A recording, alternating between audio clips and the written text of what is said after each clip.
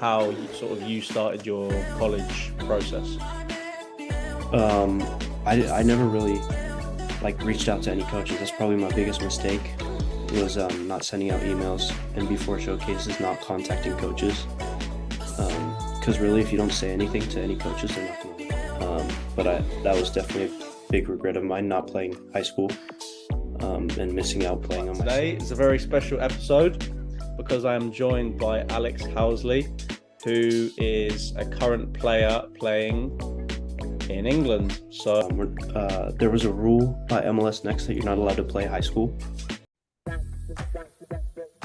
hello everyone and welcome to the Select Generation podcast episode.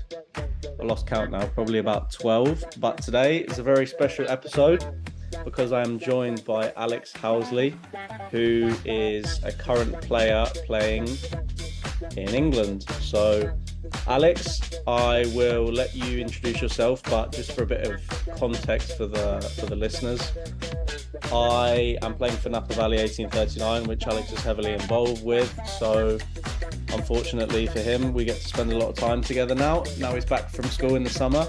But Alex, I'll let you introduce yourself. But thanks for joining. Yeah, no problem. As you said, I'm Alex Housley, 19, play for I2I Soccer Academy. I'm at their York St. John school, which is between London and Newcastle, like 2 hours from both. Awesome. It's basically. So Alex, just as a little bit to start off, right? Talk us through your soccer career from when you were a kid up until when you went to go play in England. Like, what teams were you playing for? How did you get on those teams? Like, were you always in the Napa area? Talk to us just a little bit about sort of your soccer background growing up. Yeah, so I stayed in Napa my whole youth career. Started I think 4, just playing in the rec league, and then by 8 we move up to Napa United. So I was playing there, and then a new club formed called Napa Soccer Academy, NSA, and that was in NPL for, I think it played there 2-3 years, and then eventually, when 1839 formed, they started the 1839 Academy with Napa United. And then I joined there. I think it wasn't always, I don't know, I was always in Napa, so I didn't really have to travel as much, which was nice. Yeah, that makes sense. So growing up, a lot of our listeners are in high school, right? So they're thinking about going to college and they've played club or they played high school. Did you play high school? Didn't you play high school? If you didn't, why did you play club? Or what do you think the main differences are between high school and club soccer? So talk to us about that. Well, for JV, I played my freshman year to junior year. And I mean, the JV level is a big difference compared to club. Like, it's not as high of a level. We were beating teams in our league 8 to 10-0 in JV. And then junior year, moving up to varsity, didn't get much game time because our varsity team was good. So that was a big difference for me. Not playing as much, it was kind of harder. And then senior year, moving to MLS Next, I decided not to play, because we were told we'd play through basically the high school season. That was definitely a big regret of mine, not playing high school, and missing out playing on my senior year, because could have played at least through part of the season. And the MLS Next season that we had, we just didn't perform well, so it ended up not being fun. I stopped enjoying the game for a little bit. Yeah. So talk to us about that. So you went to play MLS Next and then gave up on high school soccer. So from previous boys in your position that I've talked to, the club, you don't play high school soccer because your club soccer kind of takes preference. It's a better level. You're playing more. You're training. It's more organized and generally speaking, right? So Was that the case for you? Were you like, okay, I don't want to play high school soccer because I don't want to have two seasons going on at once. I want to focus on club. Like, talk to us about that. Yeah, it was partially that, but also there was a rule by MLS Next that you're not allowed to play high school. Mm. The club was only allowed, I think, two or three players that to play. So a lot of us said we'll stick with the MLS Next since the level's higher, and then keep playing through because we were told we'd have games after the showcase in December. We'd have games from January and on, but we didn't start back up till February playing games. Um, but yeah, we mainly stayed on because I mean the level's better, but then I think we thought we'd do better than we did. We'd perform better, but yeah, in the end, we just didn't do well. Yeah, and how was the jump from, you said you were playing MPL and you went to MLS Next. Like, how was the jump from that first season in MLS Next? Do you think, so obviously it was a new club entering a new sort of conference, a new league. Mm. How did you find it? Did you get into it like, whoa, this is a massive step up? Do you think you guys were ready for it? Like, how was the transition? It was definitely hard. Um, Playing NPL was we were doing well, like we'd win, like we were top of the league. Those 3 years because we were in should have been in NPL one, and it was just deciding between ECNL and MLS Next. Since the DA kind of folded and then MLS Next formed, so we joined that. And the jump was big. I mean, we went from playing teams that I mean were good technically, but not as good as your Portland Timbers um, and your Sac Republics. Like there's just a big level gap because you're talking about playing against MLS academies and professional academies. So yeah, that jump was big. Um, but I think the biggest transition is the technical side and the tactical side. They were just more like everything was quicker, better. First touch always good. Um, yeah, it was definitely a big step up. Yeah, right. And then sort of transitioning and going to college. So what when you were playing MLS Next, were you pretty confident? Like, okay, I'm playing MLS Next. Like, that's how a lot of these schools recruit. It's the best level in the US. How was the college recruitment process for you? Obviously, you've ended up in England, but to start off with, did you have a school that was like your dream school? Did you have camps that you were going to? How did you sort of start the process? Were you kind of doing it yourself? Did the club help you? Like, talk to us about how you started your college process. Um, I never really like reached out to any coaches. That's probably my biggest mistake was not sending out emails and before showcases, not contacting coaches. Because really, if you don't say anything to any coaches, they're not going to look at you. Like you have to get in contact before, give them your schedule, give them your highlight reel, so then they can come out to your game. So I never really did that. I mean, I got like a couple coaches reach out from D3 and D2, but not really that many. And I went to an SMU camp, Southern Methodist in Texas. Um, and I mean, it was good, but again, you have to contact the coaches beforehand and let them know you're going so they can actually look at you and know that you're an option. With I2I, Gavin set it up my sophomore year. And I always had that idea in the back of my mind, like this could be an option and to continue my academic career and playing career. Um, and then yeah, I reached out.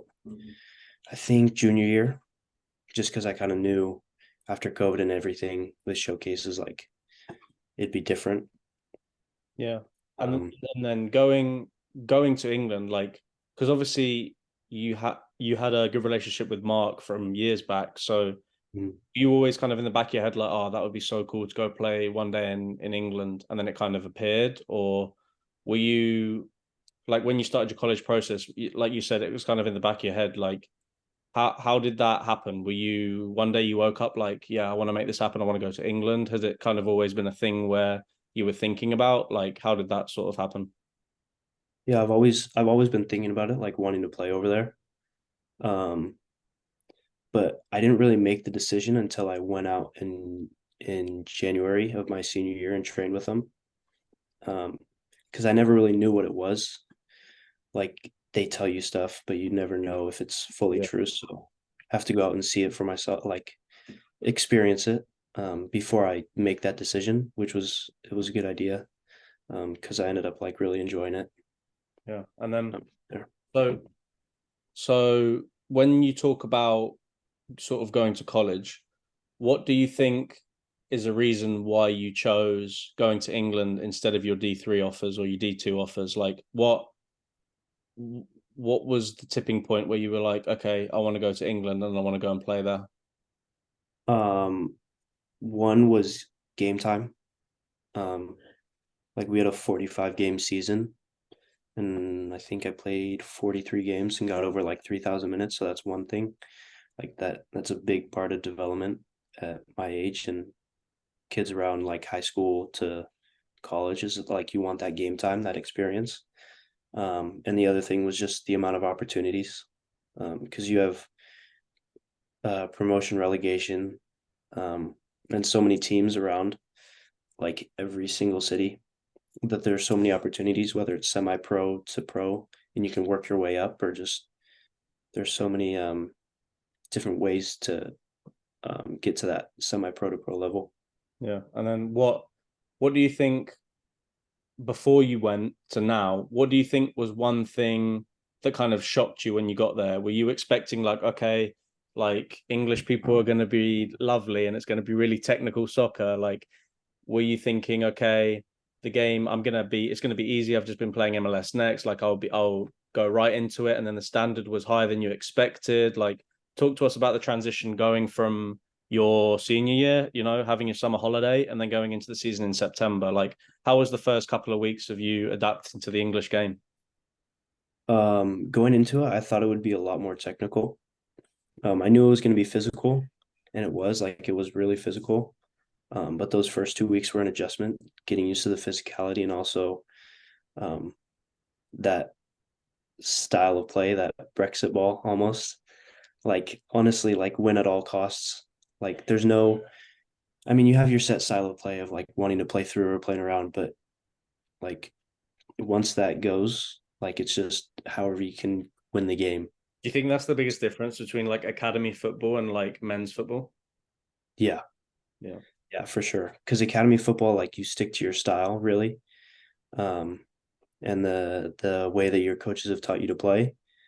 But over there, it's kind of just they have that killer mentality, like win at all costs. If you, like do whatever you can to win. Which if that means long ball, then it's long ball. Yeah. No, I totally agree with that. I mean, for coming from England and that like style of play growing up where it's like we need to win this game because of promotion relegation or the league, whereas in the US it's like, okay, we just need to get to the top five or the top six to get to the conference playoff, right? So I totally get that. And then the style of play, it's interesting you say it's more physical there because for me, I would say I would say it's more physical in the UK for sure, but in terms of like athleticism, I'd say the athletes in college soccer are more athletic.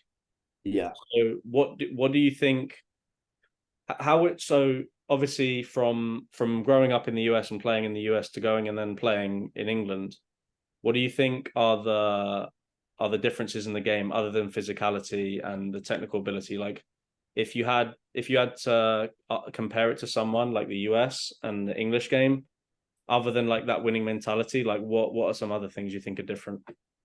Definitely the game IQ, like that time wasting, knowing when to make tactical fouls, and just overall game intelligence, like knowing when to slow the game down, speed it up.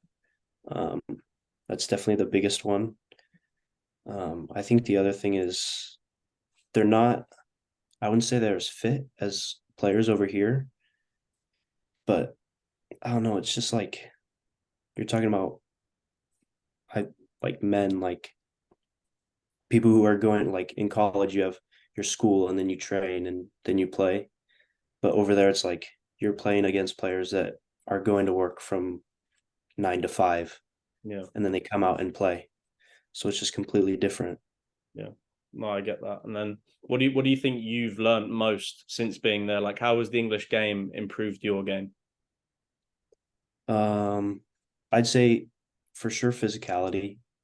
Um, and I'd say game intelligence and game management, like kind of learning when to like take that little extra time and also when to make tactical fouls.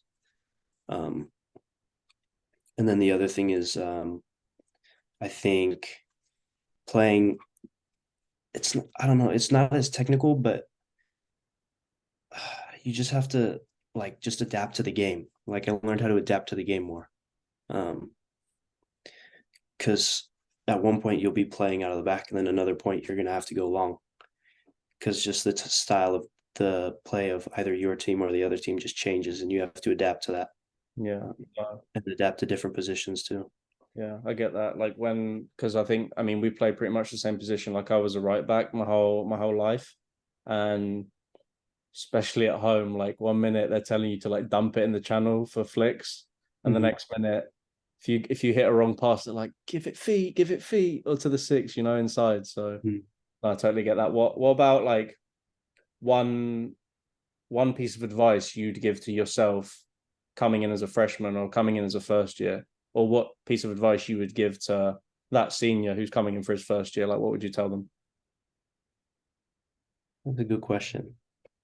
Um, Honestly, like for me, I'd say just trust the process. I know it's probably said a lot, but like I was moved around a lot. Like I played so many different positions, and I played center back this year, and I'm not big. Um, and it was just like for me, I didn't want to be there, but I had to like wrap my head around it and learn. Like they put me here to learn and develop my game, and kind of just trusting the coaches and trusting in um, what you're doing.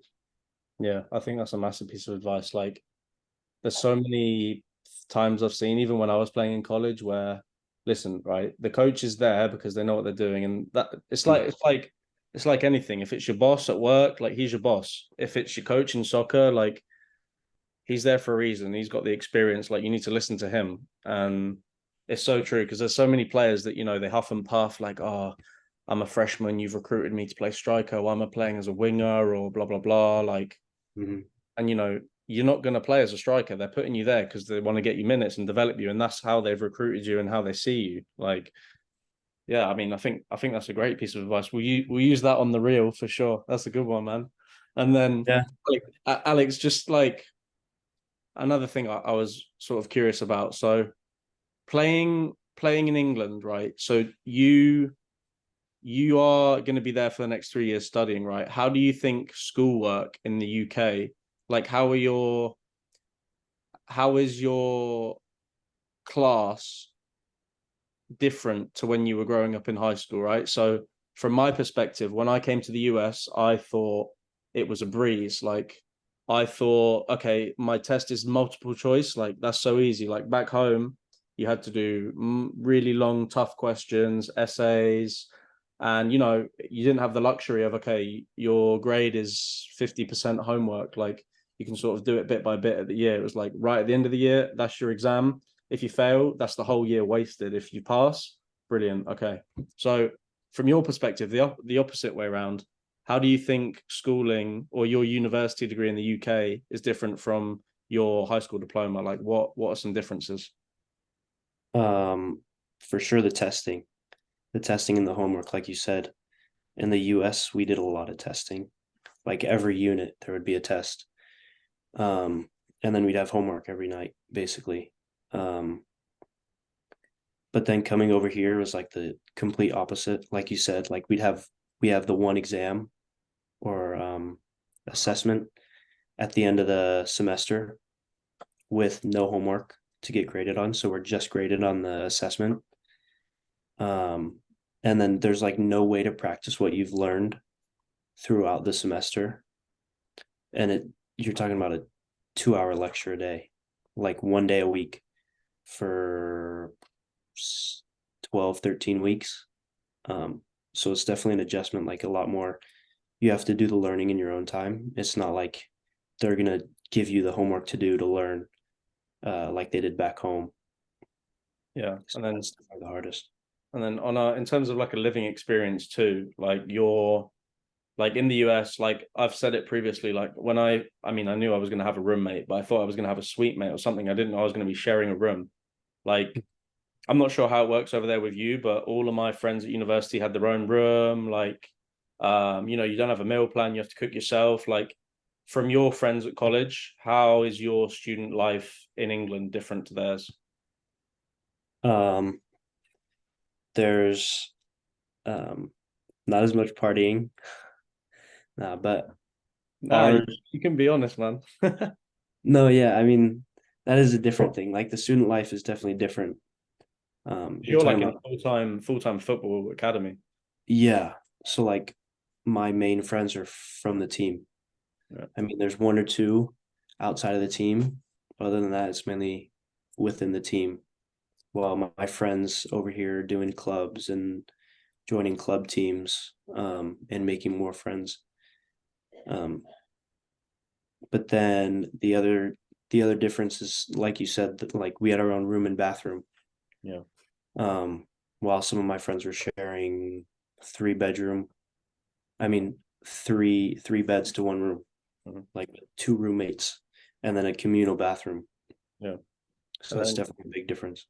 if you if you were to go back to like your junior year of high school, right? If you were to go back, so even when you were a senior and you were sort of getting into the college process, again, what's a piece of advice you'd tell yourself? Is there anything you would do differently? Like, how would you approach it in terms of picking out the right thing? Even if I mean, I'm sure you still, it's a great choice going to I2I. I'm sure you would still choose that. But is there Mhm. anything you would have done to prepare yourself better? Like, now obviously you need to go to the gym more, or you need to eat this, or well, I'm not asking you that. I'm asking you in terms of soccer. Like, is there anything you would have done to prepare yourself better for college? Um, I'd say probably more gym, to be honest. More like plyometrics, trying to get that like first 2 to 3 yards. Um, and then honestly, more technical work. Like you can always do more technically.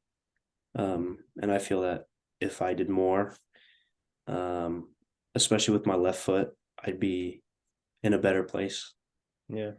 Like I'm fine technically, but I think if I did that little extra before COVID, on my own, then I could be in a better place. Yeah, I felt the same. Like my freshman year, like I when I was in high school, I was playing like 3, 4 times a week, but it was like 2 or 3 games and one training session. Like I wasn't really that organized. But when I came my freshman year and it was like preseason double sessions during the season, sessions every day, like I thought my technique improved so much. And Mhm. that's kind of one thing I wish I'd done a bit more is like one-on-one work. Because I mean, I was busy, I was doing a lot of things, but you can always go to the gym, get stronger, eat better, and whatnot. But like you say, your technical work is something that really kind of is down to you. Like you only have so many training sessions, and Mhm. if you have time to go to the field and do a little bit, like there's so many like YouTube videos now of little skills and whatnot. Like even today when you're kicking the ball against the wall, like that's one thing that I kind of wish I did a bit more. Um, but yeah, no, I think that's good. You're giving some good advice, Alex. Huh? This is good. I hope to see you playing it for Chelsea after you graduate. But yeah, just Me talking on too. that. So just the last couple of questions. But what's your plan, right? So you came to the UK to study and play soccer in England and see where it goes. What is Mhm. going to be your plan? Are you thinking about post college? Are you thinking about working? Are you thinking about trying to play? Like for going to England and taking such a big, not risk, but such a big change, Mhm. what was the purpose of that? Was the purpose of that to get a degree, to experience something new, to get better at soccer and try and play? Like, talk to us about why you went to England for post college reasons, and then your ambitions and goals post college. Yeah. Well, my mom's a teacher, like you know. So like what she said was I have to get an education. So I was a good medium for that, like getting both my education and being able to play.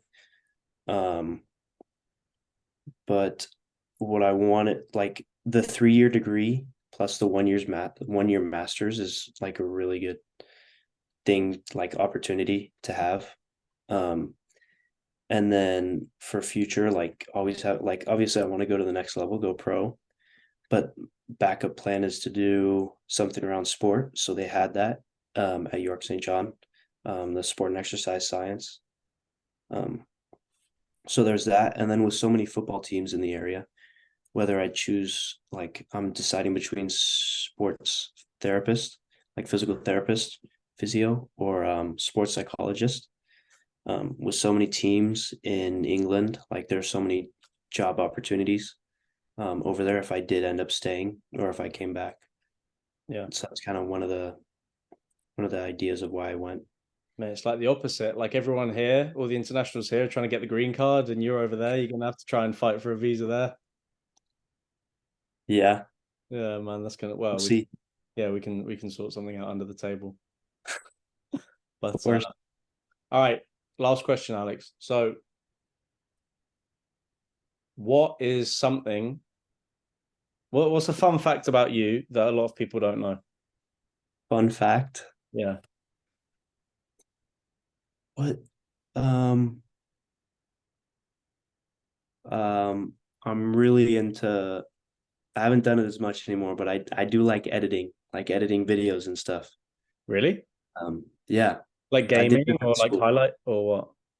Nah, like YouTube, like not YouTube, but like what the frat bros are doing. Really? Yeah, like almost like cinematography, but Really? like little stuff. Yeah, because I did it in high school, my senior year, and we did this thing called Sports and Shorts with one of my friends, one of my teammates. Yeah. I just liked editing it. Like I'm not the greatest editor, but it But was just fun. you like putting the story together, Yeah, yeah, yeah. and And you like and editing, all the transitions and yeah, yeah, and the transitions and stuff. Yeah, I like doing that stuff. mate, we should shoot something. We just got to come up with come up with a good idea and then go to work at it. Yeah, Have you got sometime. have you got a YouTube channel? So I where like I have my old one from when I was super young. yeah, we're gonna look at that one. All the videos I hid all the videos so you can't see them. Have you I'm trying to think now. Have you but what why how did you start that? You said you had a class or you just like doing it and you were good at it? Freshman year I took digital media with JP, the one that Yeah. was filming the games. Yeah, Yeah, yeah. so he taught that class. And like we learned about all the Adobe stuff because you have to do a visual performing arts. It's one of your requirements to get into university in the US. So I just did that because I didn't want to do like music or anything. Yeah, man. So we learned how to use Adobe, and then I went back my senior year to do it, and then edited. That's cool. I would have thought you'd like that. Yeah, yeah, I like it. I think it's fun. Yeah, that's cool. That's cool. Well, with our listeners, we'll have to end on a good note. If you see some funky edits coming out soon, then you know where they came from for Select Generation. But Hmm. no, Alex, thank you for your time, man. That was good to chat, and Yeah, thank you. I'll see you shortly. All right. Yeah.